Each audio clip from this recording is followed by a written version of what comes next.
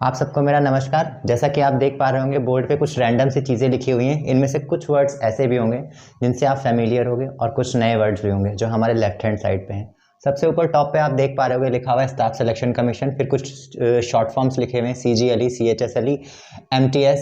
उसके बाद कुछ एग्जामिनेशन पैटर्न लिखा हुआ है। फिर रॉ डायग्राम बना हुआ है। कुछ नीचे पोस्ट लिखी हुई हैं, गेजेटेड हो चाहे नॉन गेजेटेड हो, ये सब हम बाद में बात करेंगे।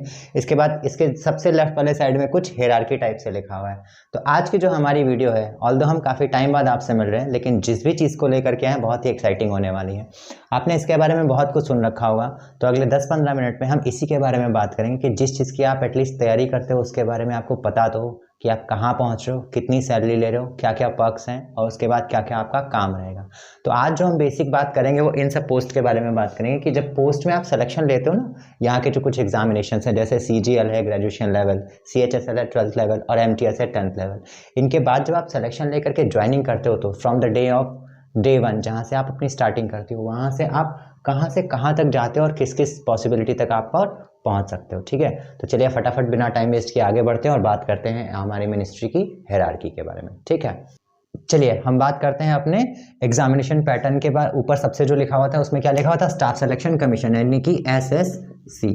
इसकी आज एक टॉप मोस्ट जो एग्जामिनेशन कंडक्ट होता है इसका, उसके बारे में बात करेंगे जिसका नाम होता है CGLE, combined graduate level examination. Combined graduate level examination देखिए पता चल रहा होगा नाम में ही छुपा है क्या, ग्रेजुएशन। क्या लिखा हुआ है, ग्रेजुएशन। ठीक, इसका मतलब इसके लिए जो बेसिक क्राइटेरिया होता है जिसके लिए आप एलिजिबल होते हो वो क्या होता है, ग्रेजुएशन। कौन से पैटर्न पे, 10+2+3 वाले पे, यानी कि 10th हो फिर 12th हो, उसके बाद 3 साल या 4 साल का जो भी इंडियन यूनिवर्सिटीज अलाउ करती हैं उसके हिसाब से एटलीस्ट आपके पास जो भी एक एलिजिबिलिटी होती है जब आपका नोटिफिकेशन आता है उस टाइम तक आपके पास क्या होना चाहिए, ग्रेजुएशन कंप्लीट होनी चाहिए। कुछ पोस्ट होते हैं कंबाइंड ग्रेजुएट लेवल एग्जामिनेशन के थ्रू जिनमें रिक्रूटमेंट होता है, जिनमें टॉप मोस्ट जो पोस्ट होती हैं वो किसकी होती हैं, असिस्टेंट सेक्शन ऑफिसर्स की होती हैं। फिर कुछ पोस्ट होती हैं इंस्पेक्टर्स की, ठीक है ना, इंस्पेक्टर्स की। इसके साथ साथ कुछ पोस्ट ऐसी भी होती हैं जो सब इंस्पेक्टर्स की भी होती हैं, यानी कि इंस्पेक्टर की रैंक से एक नीचे। फिर बारी आती है आपकी असिस्टेंट्स की, कुछ असिस्टेंट्स भी होते हैं और इनके साथ साथ ऑडिटर्स भी आते हैं।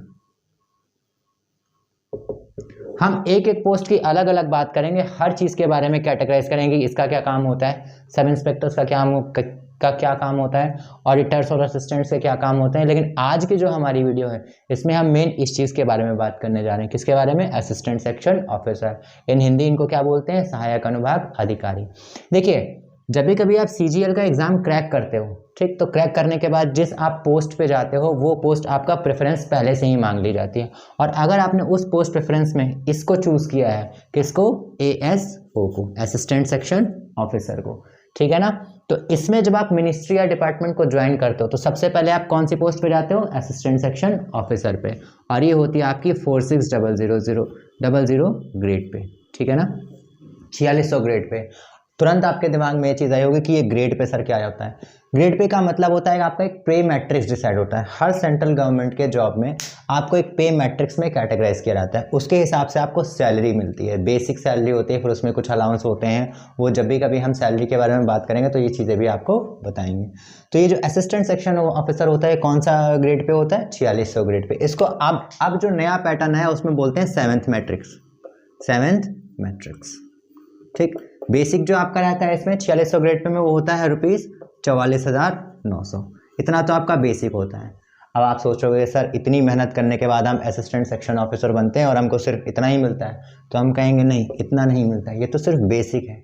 इसमें कुछ कंपोनेंट्स भी ऐड होते हैं, जैसे HRA होता है, ठीक है ना, फिर TPT अलाउंस होता है, और सबसे बड़ा फैक्टर जो होता है वो क्या होता है, डियरनेस अलाउंस, जिसको हम हिंदी में क्या बोलते हैं, महंगाई भत्ता। और ये सब मिल करके लगभग ग्रॉस वही बनता है 80-84,000 डिपेंडिंग अपॉन द मिनिस्ट्रीज और departments in which you are working. ये कभी कभार सिटीज़ पे भी डिपेंड करता है। हालांकि असिस्टेंट सेक्शन ऑफिसर की जितनी भी पोस्ट होती हैं उसमें से 60 to 70% या ये कहें कि 80% जो पोस्ट होती हैं वो सारी सेंट्रल दिल्ली में ही होती हैं, यानी कि दिल्ली में ही होती हैं। और दिल्ली क्या है, हमारी ग्रेट एक्स सिटी है, तो उसमें जो डियरनेस अलाउंस होता है वो मैक्सिमम ही होता है, तो जो सैलरी बनती है वो मैक्सिमम होती है। चलिए आगे बढ़ते हैं और बात करते हैं हमारे हायरार्की की, जिसके लिए मेन हमने आज का ये वीडियो बनाया हुआ है। देखिए जब भी कभी आपकी ज्वाइनिंग होती है तो जब आप ज्वाइन करते हो तो आप कौन सी पोस्ट पे होते हो? असिस्टेंट सेक्शन ऑफिसर पे, ठीक है ना। और आप कहाँ पर होते हो? जो भी कंसर्न मिनिस्ट्री आपको मिली है। देखिए आपको पता होगा कि एसएससी का जो एग्जाम होता है CGLE, उसमें दो तरह के असिस्टेंट सेक्शन ऑफिसर्स होते हैं। एक तो होते हैं CSS में, ठीक, सेंट्रल सेक्रेटेरिएट सर्विसेज में, और एक होता है MEA में, यानी कि मिनिस्ट्री ऑफ एक्सटर्नल अफेयर्स में। दोनों ही केसेस में असिस्टेंट सेक्शन ऑफिसर सेम होते हैं, काम लगभग सेम रहता है, बस इसमें और इसमें डिफरेंस ये रहता है कि ये इकलौती ऐसी मिनिस्ट्री है जिसकी कट ऑफ SSC अलग से निकालता है CGL के लिए। क्यों? ये हम बाकी के वीडियोज में बात करेंगे, क्यों MEA is different than from other ministries, यानी CSS की जो मिनिस्ट्रीज होती हैं उनके कंपेरिजन में मिनिस्ट्री ऑफ एक्सटर्नल अफेयर्स क्यों डिफरेंट होता है। जब भी कभी आप ज्वाइन करोगे तो आप कहाँ पहुंचोगे? असिस्टेंट सेक्शन ऑफिसर पे, ठीक है ना। इसके बाद अगली जो हमारी पोस्ट होती है वो होती है सेक्शन ऑफिसर, ठीक है। आपको मजे की बात है कि यहाँ से तो डायरेक्ट रिक्रूटमेंट होते हैं जब आप एसएससी के CGL एग्जाम से आते हो, लेकिन सेक्शन ऑफिसर बनने के लिए आपको कोई भी एग्जाम नहीं निकालना है, यानी कि इसका कोई भी ओपन रिक्रूटमेंट होता ही नहीं है। अगर आपको सेक्शन ऑफिसर बनना है तो आपको असिस्टेंट सेक्शन ऑफिसर से प्रमोट ही होना है। प्रमोशन लेवल पे एग्जामिनेशंस होते हैं, वो उसकी अलग कहानी है। फिर जब आप सेक्शन ऑफिसर बन जाते हो तो आपका जो ग्रेड पे होता है वो बढ़ जाता है, और क्या हो जाता है? 4800। और आपको पता होगा, और नहीं पता है तो आज समझ लिए कि जो 4800 ग्रेड पे है यहीं से आपकी स्टार्ट होती है गेजेटेड पोस्ट, ठीक है ना। दो नाम होते हैं, एक होता है नॉन गेजेटेड और एक होता है गेजेटेड, ठीक। दोनों के बीच में डिफरेंस की भी बात अभी हम करेंगे। तो एक होता है आपका असिस्टेंट सेक्शन ऑफिसर, फिर जब आप प्रमोट होते हो 2-3 साल के सर्विस के बाद फिर आप क्या बनते हो? सेक्शन ऑफिसर, फिर आप बनते हो अंडर सेक्रेटरी, इसी को कभी कभार सीनियर सेक्रेटरी भी बोलते हैं, ठीक है ना, सीनियर सेक्रेटरी। फिर इसके बाद आप बनते हो अंडर सेक्रेटरी के बाद क्या आता है? Deputy secretary.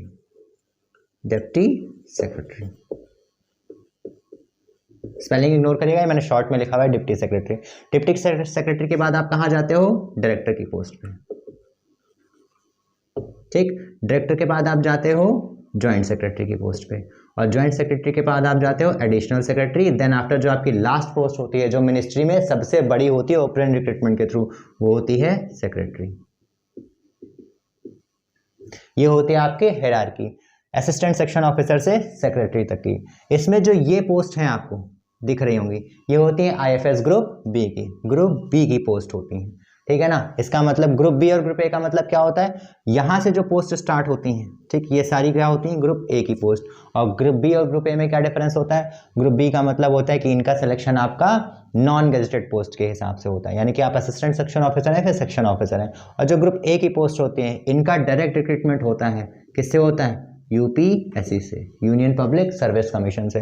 जिसमें क्या होता है आपका, एक कैटेगरी होती है ना IFS, IAS IPS और IFS होता है ना, तो जो IFS होता है ना वो यहीं से सेलेक्ट होके आते हैं मिनिस्ट्री में, ठीक है ना।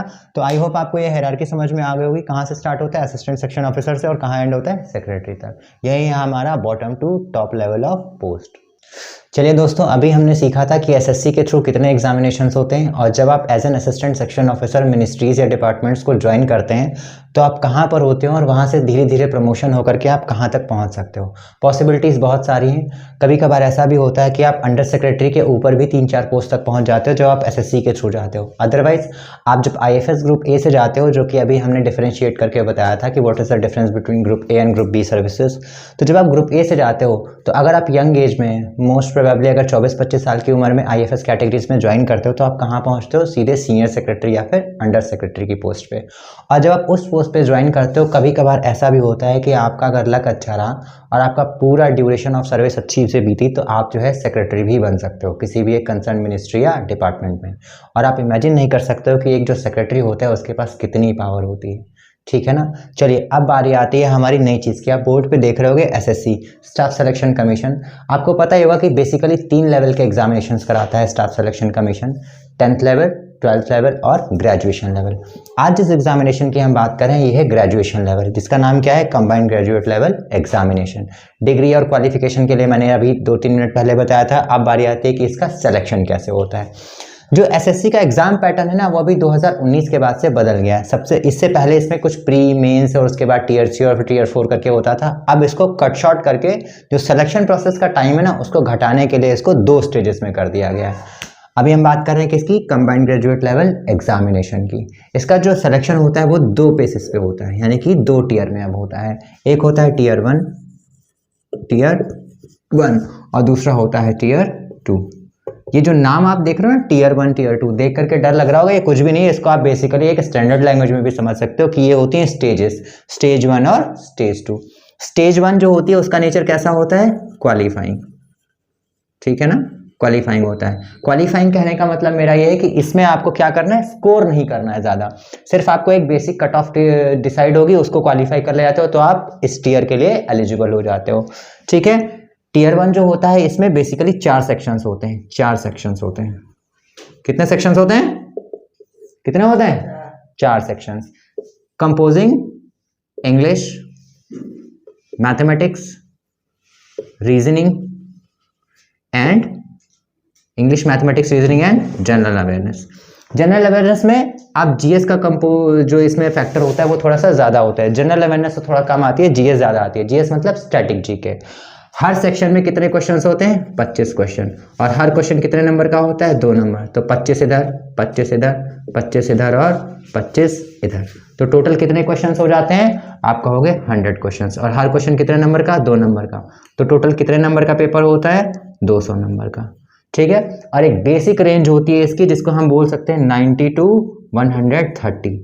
सभी कैटेगरीज को मिला करके अगर आपके 90 से 130 के नंबर हैं, के आसपास नंबर हैं, जैसे SC ST कैटेगरीज के 90 95 के आसपास हो जाते हैं, जनरल कैटेगरीज या EWS या OBC के 130 135 तक जाते हैं।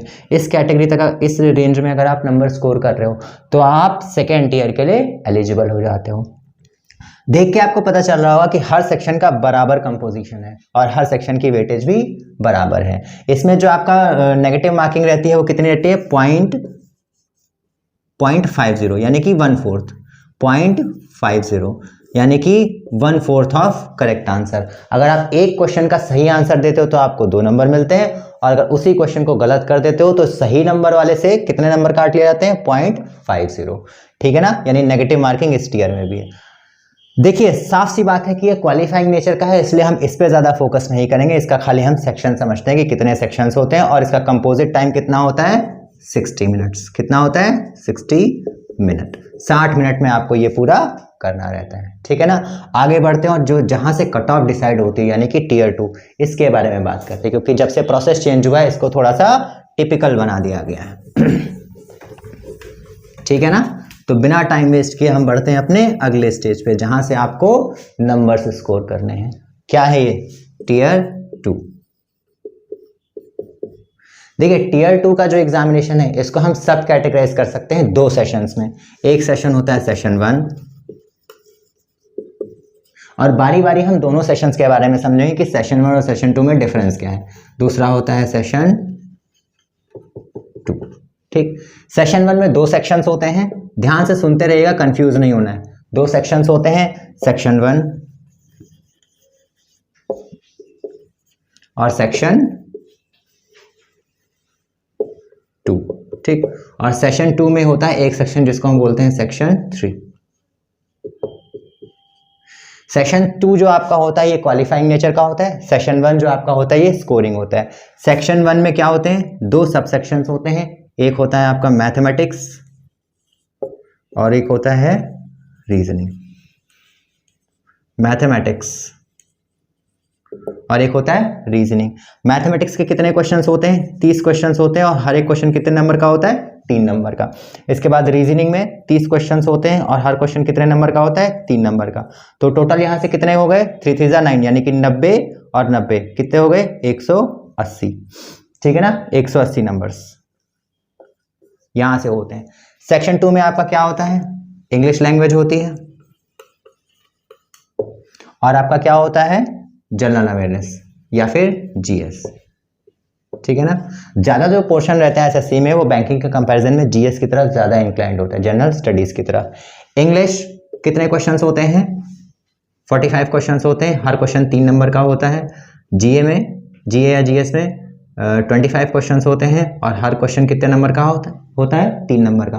तो आप यहाँ से देखोगे तो आपके कितने नंबर आ रहे होंगे, 135, और यहाँ से कितने आ रहे होंगे, 75, ठीक। तो ये होता है सेक्शन 2। कितना टोटल नंबर हो गए, 210, ठीक है ना।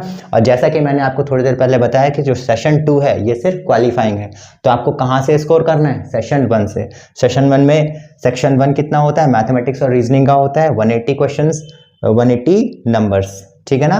और यहाँ कितना होता है 210 नंबर, तो कितना हो गया 210 और 180 कितना हो गया 390, ठीक है ना। दोनों को जोड़ लीजिए तो कितना हो जाएगा 180 नंबर हो गए आपके सेशन 1 से, और सेशन 2 से कितने हो गए 210। तो टोटल आपका जो कट ऑफ डिसाइड होती है वो कितने में से कट ऑफ डिसाइड होती है 390 में से, क्योंकि ये होता है आपका क्वालिफाइंग सेक्शन 3, ठीक है ना। जो बेसिक आपकी कट ऑफ होती है जिसके बाद आपका फाइनल सिलेक्शन होता है वो इसी से होता है, लेकिन कहानी यही नहीं खत्म होती है।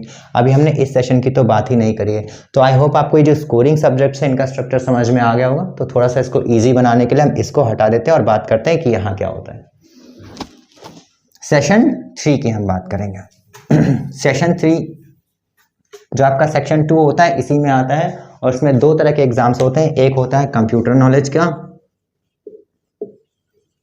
और एक होता है आपका स्किल टेस्ट, जिसे 2019 से पहले DEST data entry skill test, DST या फिर CPT कंप्यूटर प्रोफिशिएंसी टेस्ट बोलते थे, उसी को क्लब करके इस समय बना दिया गया स्किल टेस्ट, ठीक है ना। कंप्यूटर जो होता है इसमें 20 क्वेश्चंस होते हैं और हर एक क्वेश्चन कितने नंबर का होता है 3 नंबर का होता है, तो कितने हो जाएंगे 60 नंबर्स। लेकिन ये नंबर जुड़ते नहीं है, ये नंबर खाली क्वालिफाइंग होते हैं, और ठीक इसी तरह से स्किल टेस्ट भी होता है, ठीक है ना। देखिए 15 मिनट इसको मिलते हैं, 15 मिनट इसको मिलते हैं, पहले सेक्शन को मिलते हैं आपको 60 मिनट और दूसरे सेशन को कितने मिलते हैं 60 मिनट। तो 60 मिनट पहले वाले सेशन से, 60 दूसरे वाले सेशन से, यानी कि 120, और 15-15 करके यहाँ से यानी कि 30 मिनट। तो टोटल कितना टाइम ड्यूरेशन हो गया 60-60 120 प्लस 30 150, यानी कि 2.5 आवर्स। ये टोटल टाइम ड्यूरेशन मिलती है, लेकिन सेक्शनल होती है। सेशन 1 के लिए अलग से होती है, सेशन 2 के लिए अलग से होती है, और सेशन 3 के लिए अलग से होती है। तो टोटल जो आपको 390 स्कोर करना है और बाकी ये क्वालिफाइंग वाला सब्जेक्ट से वो निकालना है, ये सारा कितने टाइम लिमिट में करना है 2.5 घंटे में। 2 पेपर और होते हैं, पेपर 2 एंड पेपर 3। देखिए जो पेपर 1 होता है टीयर 2 का, उसी का स्ट्रक्चर हमने अभी आपको बताया। इसके 2 पेपर्स और होते हैं, पेपर 2 एंड पेपर 3, जो सिर्फ 2 अलग पोस्ट के लिए होते हैं। पेपर 2 जो होता है वो किसके लिए होता है, जूनियर स्टैटिस्टिकल ऑफिसर के लिए। एक पोस्ट होती है SSC में जिसको बोलते हैं JSO, 4200 ग्रेड पे की पोस्ट है, ठीक है, स्टैटिस्टिकल पोस्ट है। ये जो 4200 के ग्रेड पे है इसके लिए अलग से पेपर होता है जिसको बोलते हैं पेपर 2, ठीक। पेपर 1 तो सबके लिए कंपलसरी है, जिसको भी SSC में CGL के थ्रू कोई पोस्ट चाहिए उसको पेपर 1 तो देना ही देना है, जिसका स्ट्रक्चर अभी हम समझ के आए। एक पेपर होता है पेपर 2 जो JSO के लिए होता है, और एक होता है पेपर 3, ये होता है AAO के लिए, असिस्टेंट अकाउंट ऑफिसर या फिर असिस्टेंट ऑडिट ऑफिसर। इकलौती ऐसी पोस्ट है SSC के थ्रू जो 4800 ग्रेड पे की है, यानी कि गैजेटेड है। तो ये जो हमारा SSC का CGL के थ्रू सिलेक्शन प्रोसेस है उसका पूरा एग्जामिनेशन पैटर्न है। थोड़ा सा इन्होंने टिपिकल बना दिया है, समझने में टाइम लगता है, लेकिन इसको हम कैटेगराइज करें तो बेसिकली ऐसे कह सकते हैं कि 3 अलग अलग पोस्ट के लिए होता है। पेपर 1 जो होता है वो सारी पोस्ट के लिए होता है, पेपर 2 होता है JSO के लिए, पेपर 3 होता है AAO के लिए, ठीक है ना। पेपर 1 जो होता है वो 390 नंबर का होता है, 390 मार्क्स का होता है। पेपर 2 जो होता है वो JSO का होता है, 100 क्वेश्चन है, 2 मार्क्स का हर क्वेश्चन, तो 200 नंबर का ये अलग से होता है। और जिसको अकाउंट्स ऑफिसर बनना है उसके लिए पेपर 3 होता है, जो कि 2 नंबर का एक सवाल होता है, और हर पेपर में 100 सवाल होते हैं, तो 200 नंबर का ये और 200 नंबर का ये, ठीक है ना। तो आई होप आपको SSC का जो CGL है जो 2.5 घंटे का पेपर है इसका पैटर्न पूरा समझ में आ गया होगा। आगे चलिए बात करते हैं कि इसमें कौन से एग्जामिनेशन में कितनी कट ऑफ जाती है और कैसे कैसे इसको सिलेक्शन लेते हैं, ठीक है ना। इसको ध्यान से समझिएगा, 1-2 बार रिवाइंड करके देख लीजिएगा तो हो सकता है इसका स्ट्रक्चर आपको समझ में आ जाए।